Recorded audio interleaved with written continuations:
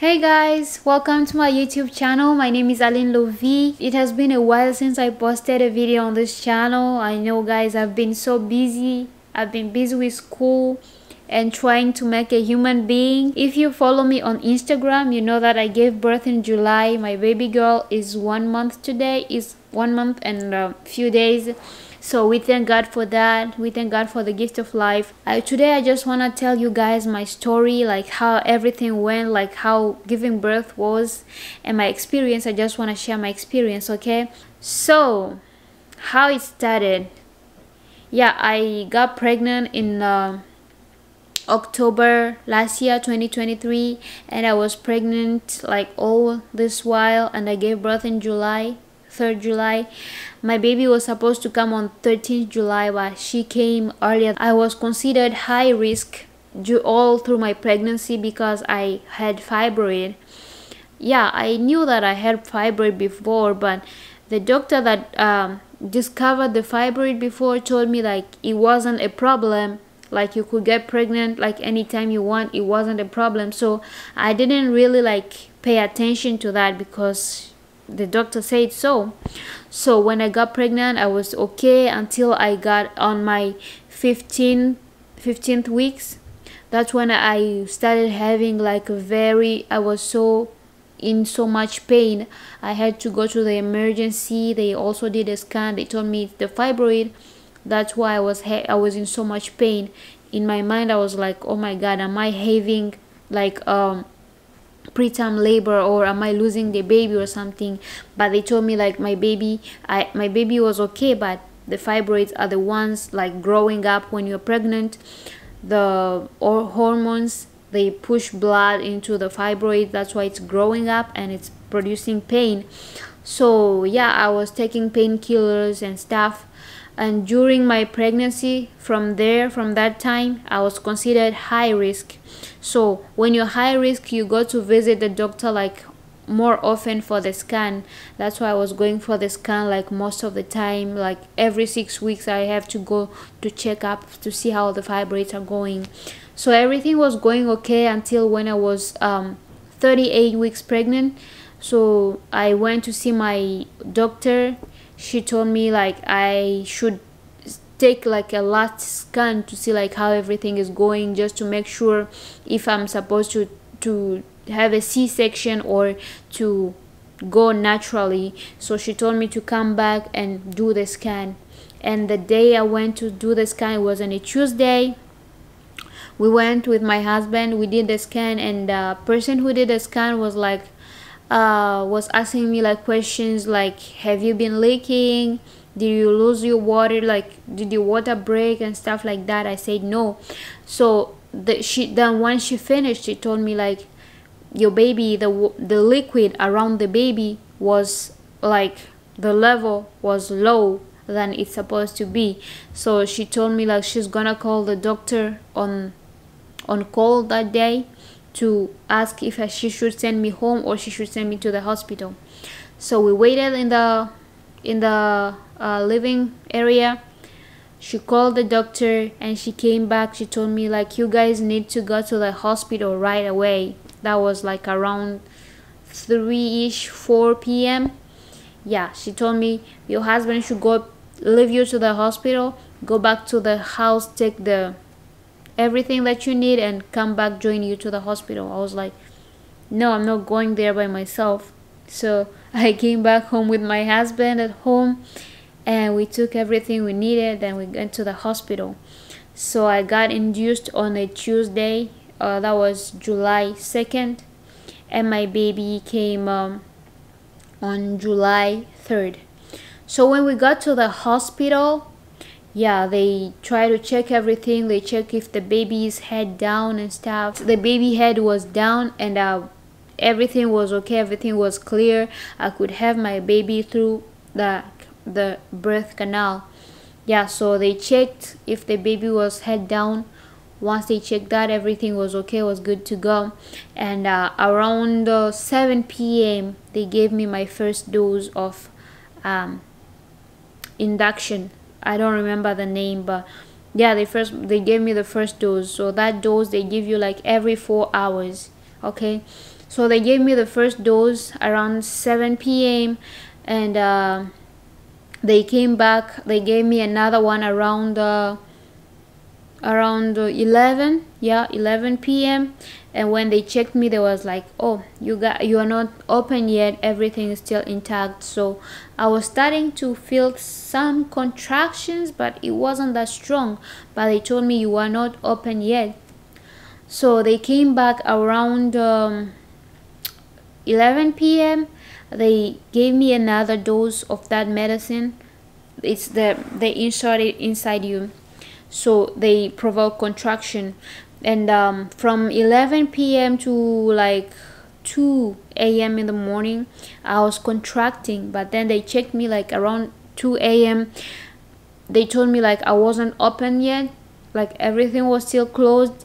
So but my contractions were really strong and really consistent, and they were like, oh, since your contractions are consistent and you are responding well to the medicine, we're not going to give you another dose. Let's see, like another 2 hours, let's see how things are progressing. So they gave me like 2 hours, like around 3ish, the contractions were really strong. I asked for painkillers, like yeah, they gave me painkillers, they did nothing. Then I asked like the IV painkiller, yeah, they gave me that, and I was able to sleep like from 2 a.m. to like around 4 a.m. Yeah, I was able to sleep during those contractions. And when they checked me like at 3, I was 3 centimeters dilated, and when they came to check me like around 4ish, I was 8 centimeters. So I was like, wow, that was really fast. Like in 2 hours I opened like from 3 to 8. So I was like, wow, this is really good news. But then the pain had come back, because the IV medicine they give you is just for like 1 hour, then after 1 hour it wears off. So I was really contracting, and my water broke around 4:30. So once the water broke, I was in so much pain. I was screaming. I was like, I need the epidural, I need the epidural. Yeah, so I got my epidural around 5. They gave me the epidural, but then they checked me, I was still like 9 centimeters dilated. Mind you guys, the epidural, before they give the epidural, they give you like the numbing medicine. They inject it like around the area where they're gonna put the epidural. That medicine is so it's like the sensation is like burning. It's like fire on your back. They put that for the first time. They started like inserting the needle for the epidural. I was feeling everything, like something is going inside my spinal cord. I was screaming. I was like, it's so painful. Then they gave me like a second dose of the numbing agent. That's when like everything went numb and I wasn't feeling everything. So I could feel it, but it wasn't painful. They gave me the epidural. I started feeling better. One side was feeling better, but the other side was still not feeling better. So I told the doctor, I was like, the other side is not okay.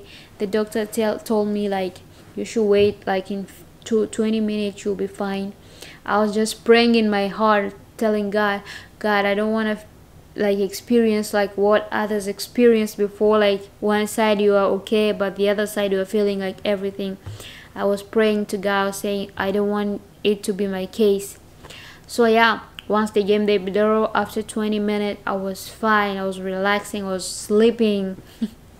Yeah, so they came back at like around 8 a.m. They checked me again. I was like 9 centimeters and half. They were like, yeah, you are almost there, but the baby is still like up, so we have to wait until the baby comes down so that you can start pushing. So during that time they were like moving me around, like turning me around. I was so heavy I couldn't lift anything, so they have like to lift me, turn me around by the help of somebody. 2 people actually came to help me for that.